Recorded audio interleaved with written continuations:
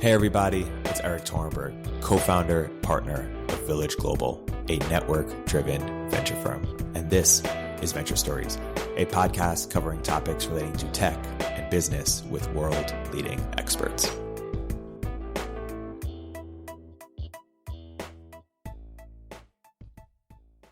Hey everybody, welcome to another episode of Venture Stories by Village Global. I'm here today with a very special guest, Alex MacCaw, co-founder and CEO of Clearbit. Alex, welcome to the podcast. Thank you so much. Alex, you were also the author of The Great CEO Within with your co-author and CEO coach, Matt Mashari. What separates the great CEO coaches from the good CEO coaches? What have you learned from Matt that's distinct from working with any other CEO coach? Well, that's tough for me to answer because I haven't had any other CEO coaches, but I suspect it's about thinking through things from first principles.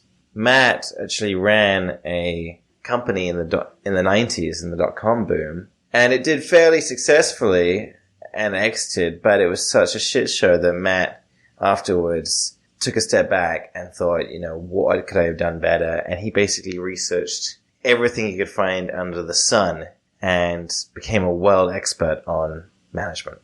Yeah. So, and you were also writing a management handbook based on some of the principles that you were instilling in your managers at Clearbit. Why don't you talk about the goals with that project, and we'll get into some of the specific segments. Yeah. Well, the goals are twofold. One are to improve management at Clearbit, and one to improve the world's management.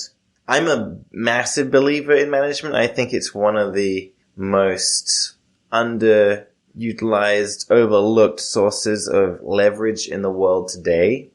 And if you think about leverage, what does that mean? Well, leverage means it affects a large amount of people, or there's a big outcome from something.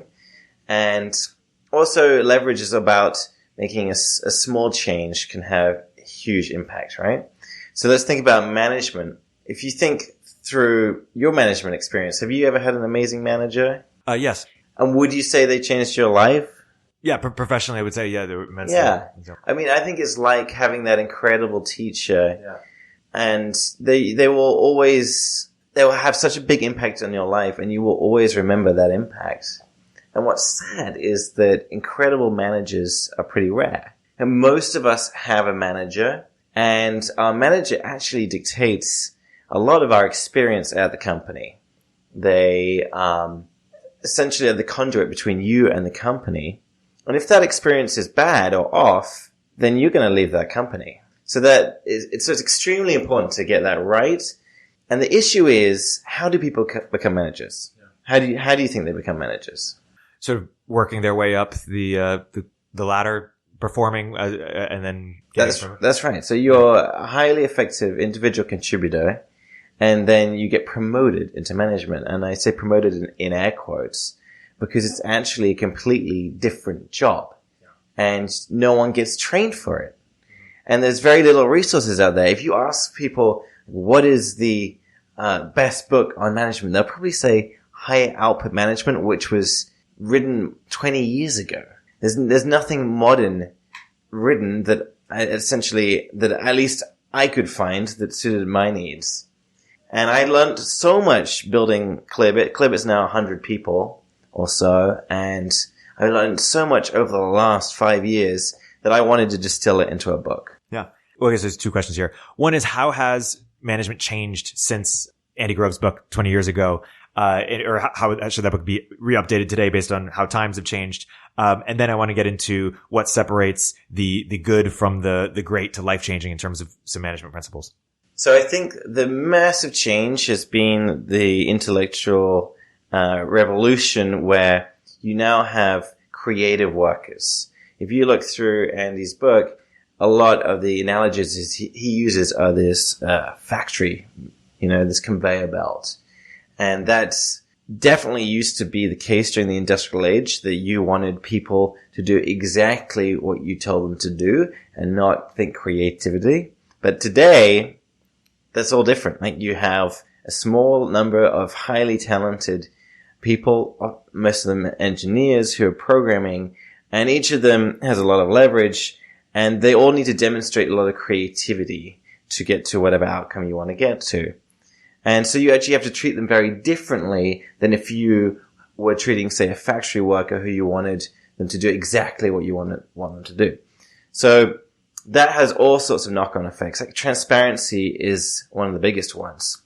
Like when you're running a factory, you don't want to be transparent with your workers. You don't want them thinking about anything else other than working. Now, if you're running a team of creatives, you want to be as transparent as possible for two reasons. The first is the more transparent you are, the more they're going to trust you, and that trust breeds creativity. And the second reason is that you want as many minds as possible working on your hardest problems. And if you are not transparent about whatever those are, then they can't work on those problems. Yeah. And do you think it's even different than it was like, Keith 10 years ago or 15 years ago when Keith Boy was at PayPal and sort of building some of his management principles that have then, been descended into the next generation of founders in the Valley? I think Keith's management principles are incredible, and I've incorporated a bunch of them into the book. In fact, I've got his permission to reproduce a bunch of his talks and writings on the subjects. I would say our slant on management differs in such that it brings in the emotional component to management. I think that whether we like it or not, we have these emotions, and it is better to try and integrate them in a productive fashion to whatever we're doing, rather than just try and pretend they don't actually exist. Yeah. Speak for yourself in terms of having emotions, Alex. Just kidding. So what separates the good managers from the fantastic or life-changing managers? Well, a lot of managers want to be good. They just, I don't think they're being quite proactive enough about it, and I don't think they have the resources or the help. If the company demonstrates that it doesn't really care about management training, then it's going to send the wrong message to the managers. If the manager's experience is that one day they were an individual contributor and the next day they were a manager, and that's it, they're just expected to be a manager, then the message to the manager is, hey, this is the same business as usual. Just continue doing what you were doing. And there's such a recipe for disaster because management is so different to being an IC. Now, if you think about what makes you successful as an IC is high output, being successful through your own work, right? And actually what makes you successful as an individual contributor actually will not make you successful as a manager. A lot of managers early on in their careers, they will end up doing what I call heroing, which is when they start doing the work themselves. And that's a recipe for disaster. You need to make sure that your team is doing the work and you are enabling your team. But there's a huge number of amount of facets to what I think is an amazing manager. And we can cover those. Yeah, let's get into some of them on a high level. What are the different categories? And then we'll dive into specifics. Yeah. So the key thing is, to start with, is you got to manage yourself well first. And there's this saying on airplanes and the safety videos where they say, you got to fix your mask before helping others. I kind of like that when it comes to management. Like, how are you going to manage other people unless you are physically and mentally healthy? So this management handbook, the first chapter is all about managing yourself. It's about managing things like your physical health, your mental health. It includes some mental models for taking radical responsibility for everything in your life, including your emotions. And then it's got some practical advice around how to do time management. Yeah. You're a big believer in conscious leadership. If I had to summarize, it's like a mix of 7 habits of highly effective people meets nonviolent communication meets like some Buddhism meets like the Andy Grove book. Or how would you sort of summarize or characterize it for someone who's not familiar? Yeah. So I think a lot of people have been driving towards the same ideas. And if you read the book Principles by Ray Dalio, it's all about this stuff. Principles just doesn't include any emotions at all. And that's what I like about the CLG work. They've got the stuff I love from Principles, but also they actually acknowledge that we have these emotions, and then they give you tools for how to deal with them. And CLG is basically about taking radical responsibility for everything in your life. Like I said, including your emotions, realizing that no one can actually make you feel anything. It is your choice to feel a feeling and taking responsibility for that. And it's about living creativity and just having creativity flow through you. You know, there's a concept in CLG called above and below the line. And when below the line, the lizard brain has got its, claws in us, and we are angry and we are defensive and we are committed to being right. And when we're above the line, we are creative, and that's where we find the best ideas. And it's really important that you understand what state you're in at any given time. And we oscillate between these states throughout the whole day. And when you are in a meeting and you're discussing some problem, it's much more important to think about context than content. You want to first think about, actually, where am I? How do I feel? Am I in that creative mode or in the defensive mode? And then once you realize where you are, then you can switch that if you're below the line. And there's a number of exercises for doing that. Yeah. I'm curious of a couple fronts. One is how you think about transparency in terms of what's really assessed for what to share, what not to share. There's a lot of sort of critique about vulnerability, that people are often vulnerable when it makes them look good as opposed to vulnerable when it makes them look bad. And then also just dealing with the cognitive dissonance of being a founder in terms of trying to stay grounded in reality when you are often sort of pitching or presenting things that are, future oriented. And so managing that cognitive dissonance. That's a great question. So you're right. People use vulnerability for virtue signaling like they use practically everything in this city. Here's my rules for vulnerability and transparency. You got to be authentic, and you got to have your people, your group of people that you're vulnerable with. I'm not vulnerable on Twitter. I'm not vulnerable with venture capitalists I meet. I don't need to be vulnerable with them. I've got an amazing group of friends that I can be vulnerable with. And the same goes for transparency. Clearbit doesn't have to be transparent with the rest of the world. Internally, though, we are transparent about as much as we can be. The only major two things that we're not transparent around are performance and comp. And performance, if you're transparent around performance, you can essentially get into exercises of public shaming. And public shaming is something that is really hard to actually do effectively. I think maybe companies like Bridgewater are the only ones that actually get by with that. And then compensation, that's someone's personal issue. A lot of people don't want their comp to be discussed. Even within the company. Even within the company. So those are the two things that we aren't transparent about. But practically everything else we are transparent about. Some of the transparency at Clearbit is incredible. So we do these quarterly leadership offsites. We will write about 25 pages of notes and ideas. We'll give each other feedback. I like that. I wish that. We'll talk about anger, sadness, fear, joy, excitement, and we'll put it all in a Google Doc, and we will give it to the whole company. And we on the leadership team, we have a commitment that we will take feedback publicly. We don't expect the rest of the company to do that, but we will publish our critical feedback, and it just helps us improve. The other day, I had a 360, and I sent it to the whole company because I want to show them that I'm on this mission of self-growth, self-improvement. Yeah, that's awesome. I want to get into hiring. You've been thinking a lot about, you built Sourcing.io, 5 years ago. You've been thinking about sourcing candidates, how to build a hiring organization. Maybe let's start there. How do you advise companies, or think about Clearbit, building a super strong top of funnel sourcing machine? And then we get to evaluating. Sounds good. Well, I would say even before you start sourcing, the secret to hiring well is the prep work.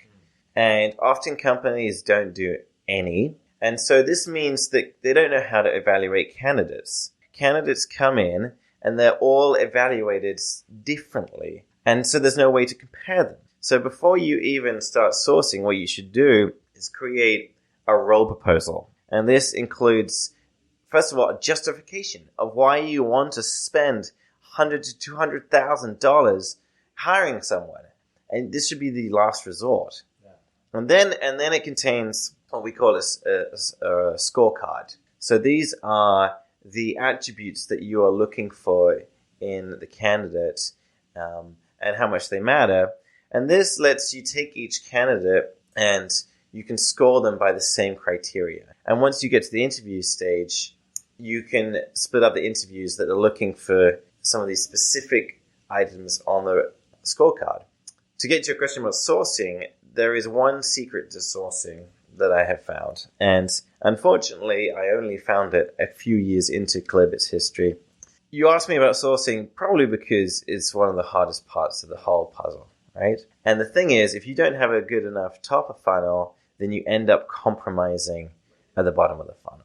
So you've got to make sure that you have a steady flow of candidates. Now at Clearbit, we expect every manager to run this whole process themselves. So we expect them all to source their own candidates. And while we tell them, hey, look, this can be dull at times, it is a lifelong skill. And if you can get good at it, it's a superpower. If you look at the people who founded Benchmark, they were a bunch of recruiters. So we say to them, get good at this and your career will absolutely flourish. If you're a manager and you're amazing at hiring people for your team, then your own career is going to flourish as well. So how do we suggest they go about sourcing? We do these things called source-a-thons. So we will gather together maybe 5 people in a room for an hour, and we try and choose the most apt people for whatever role we're trying to close. And we will essentially ask them to scour through their LinkedIn, their Twitter. I actually have a bunch of scripts that I've written for this. So, because, we're a data company. One of the benefits of that is that I can use that data to help find new people. But we will go through all these candidates and create lists, add them to a spreadsheet. And then also at the end of that meeting, we'll reach out, see if we can get a introduction. It works so well. It's amazing. And it works pretty much every single time. When we have had roles like, for example, product managers are exceptionally difficult to find. And we hadn't found one for like 6 months. We had just an emergency sourcing meeting where the entire leadership sat down and sourced, and we had a product manager. I think we had 5 come on site the next couple of weeks through that meeting. Wow. Let's talk about the interview process itself. So you have different kinds of interviews that you recommend in the management handbook, or that you screen for. What do the great interview orgs like Clearbit do? How do you think about it? So the key thing is to treat it like a scientific experiment. Now, if you were trying to get some results from a scientific experiment, what do you do? Well, you keep the testing criteria the same each iteration, right? You have a control group and you also keep the testing criteria the same. It's exactly the same in hiring. You want to make sure that these candidates are asked the same questions in the same order and you're evaluating them on the same things so you can compare them. There is one interview that we do that is fairly rare in the Valley, but I think it is so valuable. There's only so much that you can actually ascertain during a day on site. So often it is possible to make mistakes even though you think you've run a fantastic process. So how do you actually get around that? Well, there's something called a top grading interview. And the idea behind the top grading interview is that past performance is indicative of future performance, which is like a fairly simple idea. But often we don't really dig into past performance well enough when we're doing interviews. So a top grading interview is about an hour, and it goes through your last 5 jobs.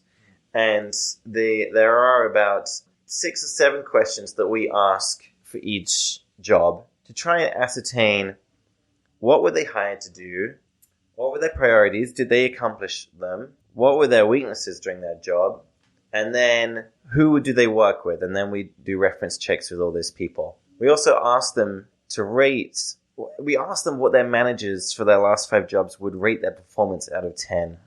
And that's really interesting because people at that point, they know you're going to do those reference checks, so they're honest with you. Yeah.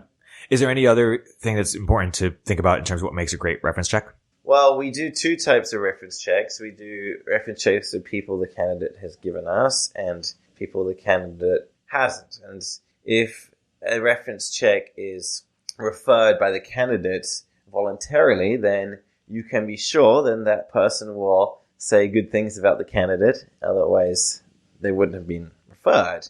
But they're still useful to do. But the really, really useful ones are with people that the candidate hasn't directly referred, like, for example, their bosses at these previous companies. Maybe the candidate will introduce you to them, but it's not like someone that the candidate would necessarily pick or not pick. One side note, by the way, since so many references are redundant in nature, I wondered, could there be a startup that does like B2B, references and gets data on, Erik, and then, companies can pay for that data or something like, you run a data company, you're interested in hiring. Hey, what's your take on that? Yeah, it's an interesting idea. The thing about people in tech always have recruitment startup ideas because they're faced with these recruiting problems. They don't realize that the market is actually tiny and it's just a bunch of other tech startups. And if you want to build a recruitment startup, you're much better served by building a startup for farm laborers. There's a lot more lower skilled people who are looking for jobs rather than the upper echelons. I will leave you with this one idea for reference interviews. Ask them, was there ever a time that you and the candidate disagreed on something, and how did you resolve that disagreement? Yeah. And what answer are you looking for or not looking for there? Well, they're lying if they said you never disagreed. You're looking for open-mindedness. You're looking for resolution of disagreements in a productive manner. Yeah. And I would segue into values and culture and how you assess that. One sort of open question to that. Are you into the big five at all? Because I don't mind as much. We don't actually use that. No, we do use something called Enneagrams internally, but that's not part of our interview process. Yeah. You use it as a way to understand different people and how they like to work with others? It's been incredible for us. I don't know. Have you done your Enneagram? No. It may seem a little far-fetched and woo-woo. And look, I'm as scientific as they come. I'm a total atheist, but Enneagrams for us have just been a game changer. And I can talk about that. There are 9 different Enneagrams, and essentially you have a preference or a strength in one of these 9. And then there's ways that the Enneagrams interact with each other. But by knowing our Enneagrams, we ask everyone to do that Enneagram and stick it in the company wiki. It's been a game changer. And so is it like, hey, we shouldn't put a 3 and a 6 together because those are just sample numbers because they might get in a fight, or we should pair a 4 and a 7 together because they work well together? What's an example of how it's game changing? No, it's more about interactions and resolving conflict. It's like when a manager is giving feedback, it's much easier to know what someone's Enneagram is and then give them that feedback. They can curate that, customize that feedback. They also know what is someone's core motivation in life. A lot of my leadership team are 3s, and the 3 is the overachiever, and the 3's core want in life is to be needed and wanted. And so 3s need a lot of external gratification. They need a lot of praise. Yeah. So just knowing that is one of their core motivations helps me better manage them. Yeah, that makes sense. And you do think about conflict resolution more broadly. What are your thoughts there or principles? Yeah, so there's a few different types of conflicts. There's a tactical issue, and that means that something is about to go wrong, and that generally is a decision that is hiding as an issue. There's a performance-related issue. That means something went wrong and feedback needs to be given. And then there's an interpersonal issue, which is 2 people that are at loggerheads with each other. Yeah. And interpersonal ones tend to be the hardest ones to resolve. But there is one main secret to resolving these conversations. So generally when 2 people, I'm doing air quotes again, hate each other, it's actually because they're not hearing each other. And if you get them in a room and you get them essentially repeating back what the other person's saying, it can resolve so many conflicts just like that. Yeah, totally. I want to get onto management and evaluating. Is there anything else on hiring that you want to make sure the audience knows about how you think about hiring differently at Clearbit? My passing thought is that you haven't closed the hire once they've signed the contract. You haven't closed the hire once they've joined your company. you only really close the hire once they've been at your company for 90 days and they're onboarded. So having a fantastic onboarding process is a really important part of that hiring. And what makes a great onboarding process? Well, the first thing is that 30, 60, 90. So you ask them to put together that 30, 60, 90. Hopefully it reflects your original scorecard for the role. But 30, 60, 90 is essentially what you expect them to do in 90 days. And it should be quantifiable. And every week you're checking in, you're doing your one-on-ones, and you can see how they're progressing against that. So it's very easy for you to tell if they're working out or not. And I think one of the most important aspects of a good 30, 60, 90 is a quick win. They should be shipping something on week 1 or 2. And I say shipping, even if they're in something other than engineering, they should be involved in a ship of some sort. They should be involved in a closed deal or something like that. Totally. And it's important also, you write that while running through this process that you're also selling and pitching at the same time.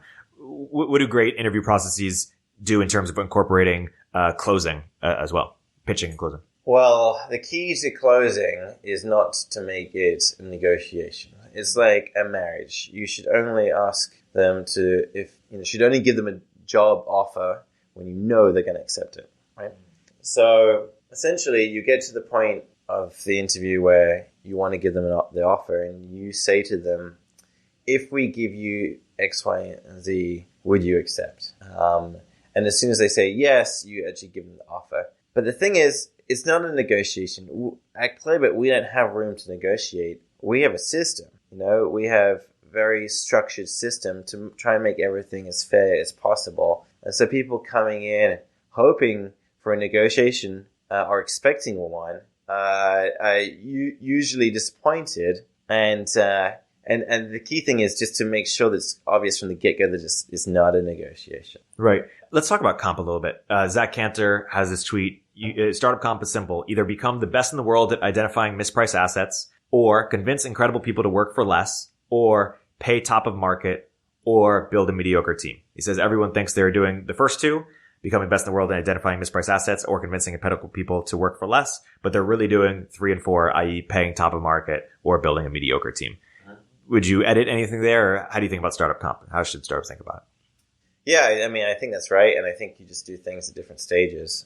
At our stage, we're definitely paying more than we used to, and we are affording some really awesome people because of that. Yeah, and you're saying at the beginning it's identifying mispriced assets? Yes, and like everyone else, I do believe I am good at that. But I think the key to identifying people with high potential, don't really care about credentials, and especially in early on in someone's career. Go to the luminaries of whoever is in the field, like the experts, and then just ask them who the up and comers are, because they know who they are. Yeah, totally.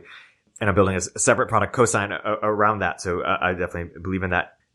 Startup comp principles, more generally, you mentioned it. You keep it private. Any other principles that people should be thinking about when creating comp bands or thinking about what good startup comp looks like? Good structures, systems? I'm not sure we have a particularly intelligent way of doing it. We just got market data, and there's various companies you can buy this from, and we pay 75th percentile. Yeah. That's it. Cool. Let's talk about management. You think a lot about meetings. Are the most important meetings the one-on-one and the all-hands? Let's start with different kinds of meetings, and then what makes a great version of those meetings? What's important there? Yeah. So as a manager, your most important meetings are the one-on-ones. And I think they should be highly structured. When I'm interviewing managers, I ask them how they do one-on-ones. I hear so much waffling. And people are like, oh, it's my reports meeting, and let them talk about whatever they want. Da, da, da. I say, no. Like, sure, they can talk about what they want, but you have half an hour, and you should try and make that as productive as possible. So I have a full system for running a one-on-one, and we actually run ours out of Asana. A lot of it is prepared for. So an update every week is prepared for by your report, usually surrounding their OKRs with good and bad in there. Any issues they want to talk about are brought up beforehand and have a proposed solution. And we just put them as tasks in Asana in the one-on-one project. Any topics are brought up beforehand and have a good description. So you can imagine what the one-on-one is like. You get in there at the start, you ask them, what's the best part of the last week? Again, that kind of grounds people and builds that relationship. Then you read their update in silence. Because it's text, the information transfer is highly efficient, and you get through this thing pretty quickly. You can ask any questions you want. And then the key thing is to get through those issues they have brought up as quickly as possible. You should be making decisions really, really fast on those, especially if the proposed solution looks good. Just say yes. And then talk about any topics that they want to talk about. That's where the creativity happens. So you can see how having this structure up front actually leaves more room for this open-ended creativity. And then the last thing, or the penultimate thing, is you ask them, what are the top 3 things that are most important to get done by this time next week? And you don't tell them what those things are. You ask them what those things are. And then once they tell you, you create those tasks in Asana, you set the due date on them, and you put their face on them. And they're what we call impeccable agreements. They have to get done by that time next week, and you are basically your team's accountability partner. And your team, your reports know that there's going to be this accountability cadence that every week you're going to be checking in, making sure they did what they said they were going to do. Because at startups, it's so easy to get distracted and not work on the most important thing. And then the last part of the one-on-one is the feedback, and it has to be mutual. It's extremely important to get it right. We do feedback every single week. The benefit from an employee's perspective is that they know their standing. They know if they're doing a good job or not. They're not in the dark. They also know how to do a better job. And then the benefit from the manager is that they can actually improve their reports and help them grow, and also help nip in the bud anything that could cause issues and spiral out of control if it wasn't nipped in the bud really quickly. I see companies do feedback so badly. There's this amazing book, Radical Candor. It's all about being candid when you're giving feedback. It's like, what most companies do is they have ruinous empathy. I've even seen aspects of this at Clearbit where I will take managers' feedback and I will rewrite it to remove the ruinous empathy so they can see the difference. Yeah. But what's an example, or what's ruinous empathy, or what does it look like when it's better? Well, for example, I was looking at some feedback last week. The manager was like, when we do. So first of all, they say we. Like, no, when you do this. Like, don't use the word we in there. And then they will put all sorts of pacifying words in there, little weasel words to try and make the person feel better. Don't do that. That just dilutes the message. In fact, you want to do the opposite. So the way we do feedback at Clearbit is there's a simple structure. So you say, when you do and that is, whatever that is got to be a fact. Yeah. So when you don't test your PRs, I feel fear. So anger, sadness, fear. I feel emotion. Because the story in my head is that you don't care about testing, that more bugs are going to get into our code, that our customers are going to churn, and ultimately the company is going to fail. So you really dig deep into your fear and just lay it on the table. And you also talk about unequivocal truths. The extrapolation of a bug to the company failing is a story in your head. It is not a fact. And so someone can't argue with that. If you put it like that as, this is a story I'm telling myself, they can't argue with the fact that you're telling yourself that story, right? So that's how we do feedback. Yeah. How about all hands? What makes a great all hands? Well, all hands should mostly be about celebration, and there should be some limited data transfer, information sharing there. It's mostly rah-rah. Yeah. Again, it depends on your company size.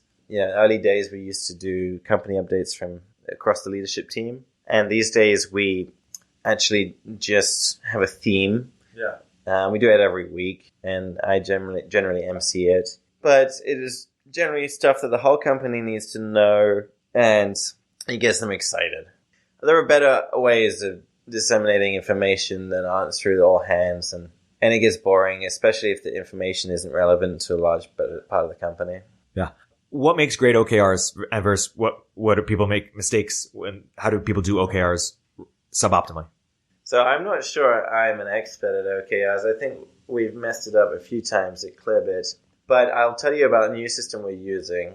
I can come back in a year's time and tell you if it actually works, but we use a system called the Pyramid of Clarity that was designed by Asana.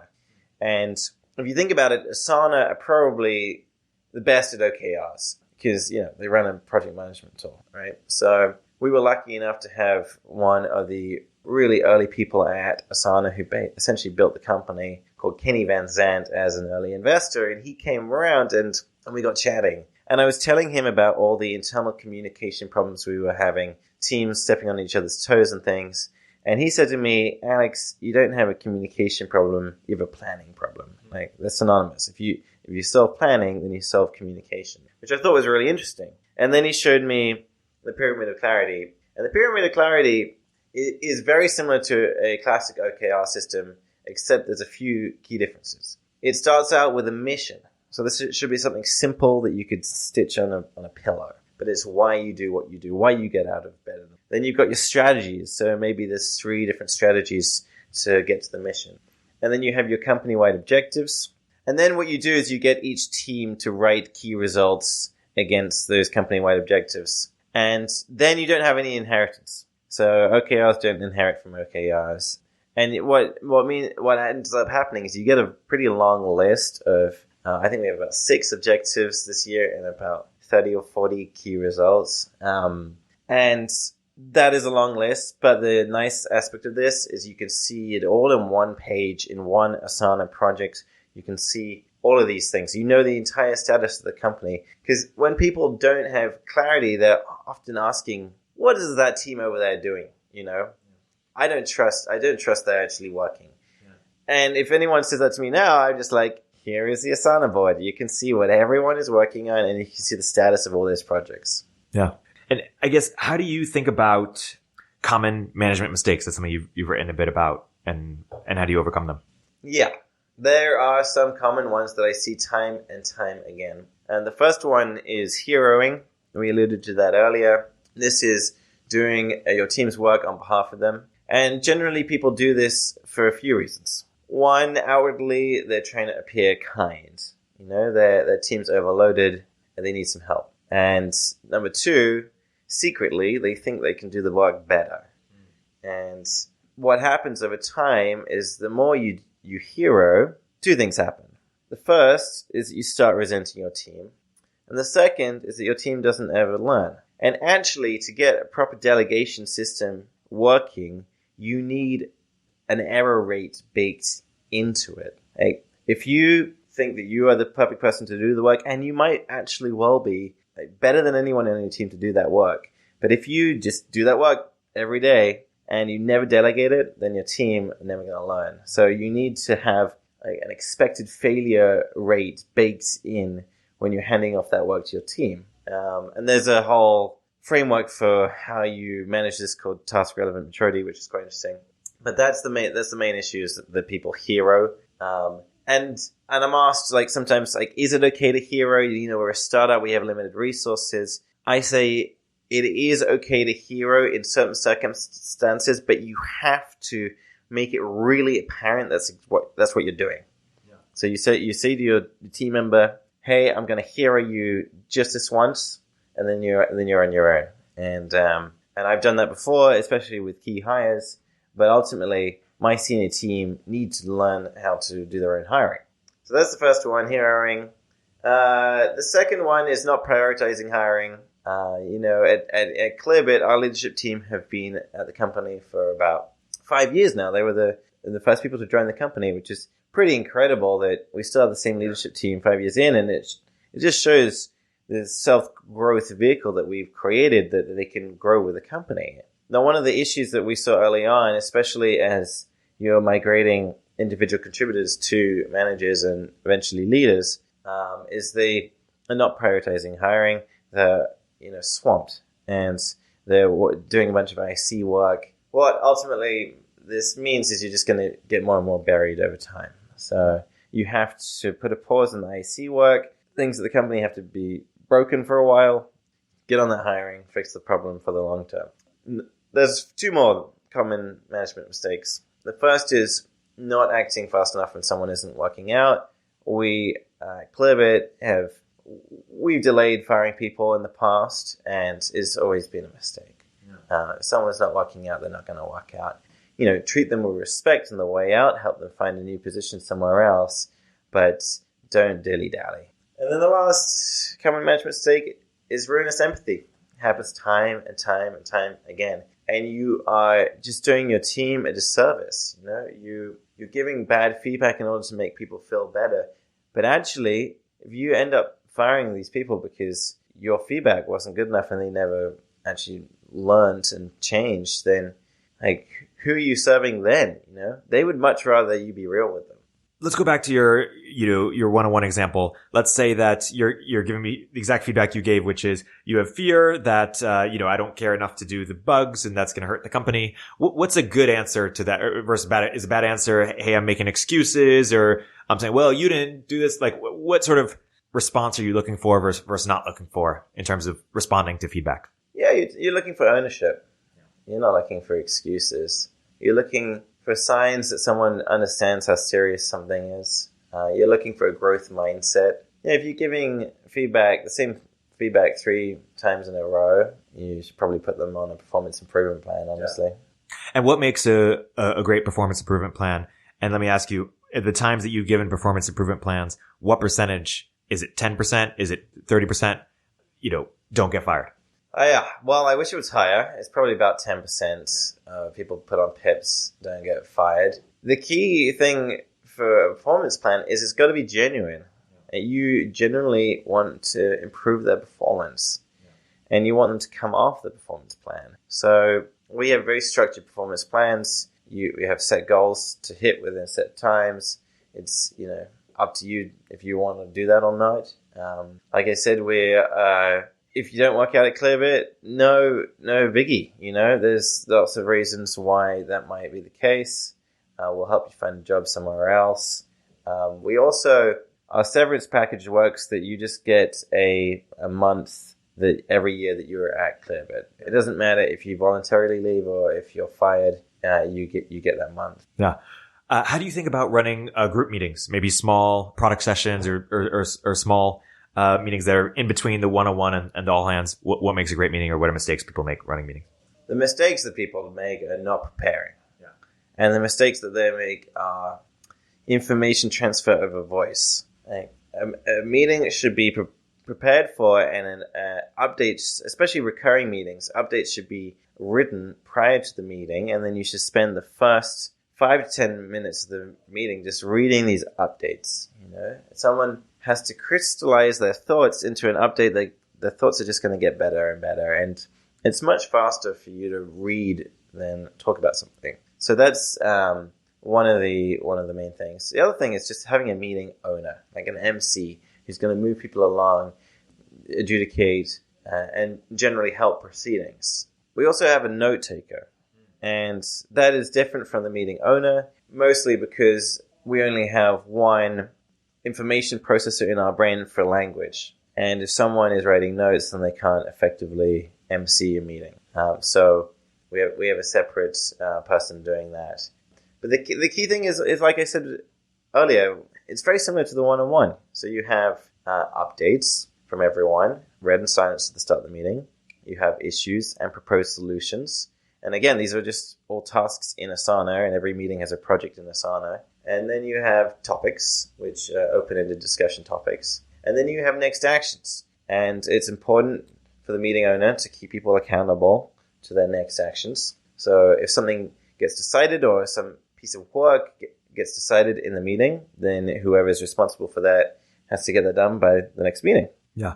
And what about whether a meeting should happen in the first place? What's your litmus test for that? People are often, hey, let's propose a meeting. Let's have a conversation about this. Yeah, it's a problem. Whenever I see massive meetings, I'm very skeptical and I try and kill them, because Some people actually like meetings. I don't understand those people, but they tend to waste everyone else's time. And you want to make sure that the meeting is a last resort. A lot of things can get figured out over a Google Doc or over even just a Slack message or an email thread. You don't need to pull in everyone for a meeting, Yeah. One of the biggest issues with meetings is in companies where they reward face time. And there are cultures, for example, Google's, where the way you get further in the company is by ingratiating yourself to the executives. So how do you do that? You get FaceTime. How do you get FaceTime? You add them to a meeting. And then you just have frivolous meetings that are only there to advance your own career.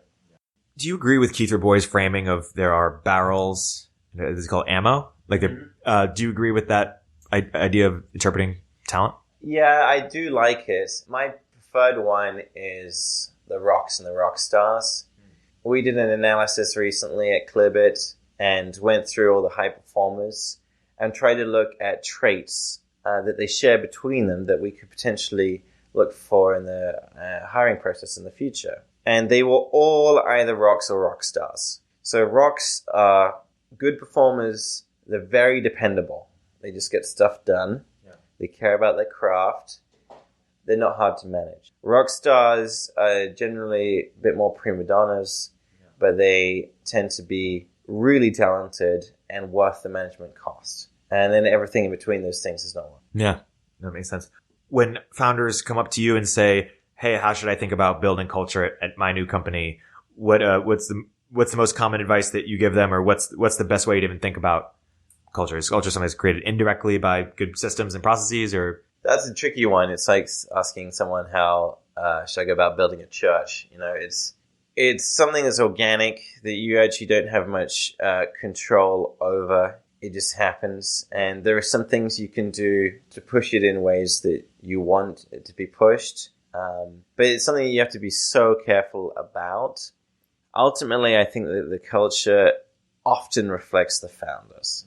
And so they kind of build the company they want to build, And there are some things you can do to help your culture along. And ultimately, culture is a lot about improving trust between groups of people and having shared values. And if you have shared values, then you can collaborate on something even if you don't have much interaction. And this is getting more and more important as companies are remote. At Clearbit, we are half remote, and half the company is distributed across the country, and half of us are in San Francisco. How do you make a culture where half people are here and half people are there? It's really, really difficult. There's certain things that we do. For example, we throw LAN parties. Every month we do a Counter-Strike LAN party where a lot of the company will get involved and play games with each other. We also pay for people to come to the office every quarter. We also do some really awesome offsites. We went to Tulum twice, and we went to Colombia. And so those things work, especially early on in the company history or in the company's history when you are a smaller company. You can do some of those crazier offsites, or at least in terms of location. So it's really about getting people together, letting them having shared experiences together, and bonding.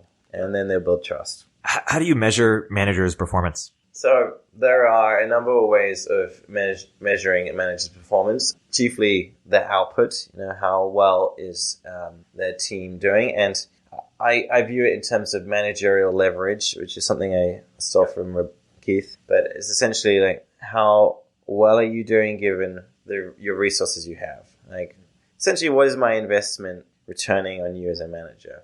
There are some other ways of testing it. One way of testing it is through the Gallup 12 questions, which are a set of questions that Gallup put together that essentially tests how attentive an employee is, or like how integrated an employee is. And some of the questions are around esteem needs, and then some are around self-actualization. So a question might be, do I know what's expected of me at work? Do I have the materials and equipment I need to do my work right? And then some of the self-actualization questions might be, at work, do my opinions seem to count? Are my coworkers committed to doing quality work? Do I have a best friend at work? Yeah. So what we do is every quarter we send a company the anonymous survey, and all they're doing is putting in these results to these 12 questions and their manager's name. And then we can look at the results of that and compare them. And it's often really interesting to seeing some trouble spots. You can actually predict employee churn before it happens. Yeah. So this is a work in progress for listeners who want to learn more, who are fascinated to get involved and read the management handbook.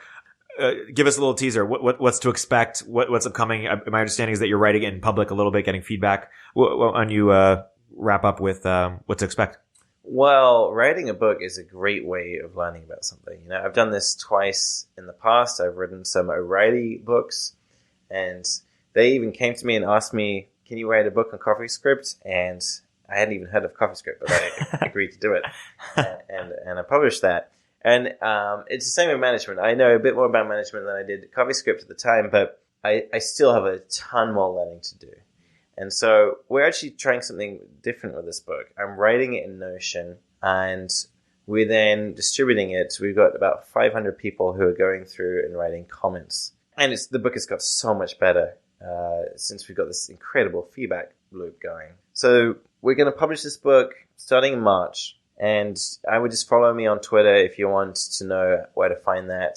Twitter.com/MacCaw, MacCaw. But the book essentially will be published one chapter at a time. And then we will also publish a podcast with each chapter. And the first chapter is all about managing yourself. Awesome. Well, it's a great place to wrap. Look forward to staying tuned for that podcast and hopefully having you again when it's finished.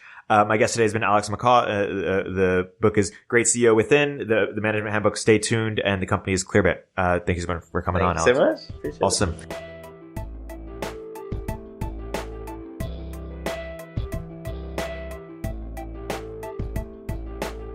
If you're an early stage entrepreneur, we'd love to hear from you. Please hit us up at villageglobal.vc/network catalyst.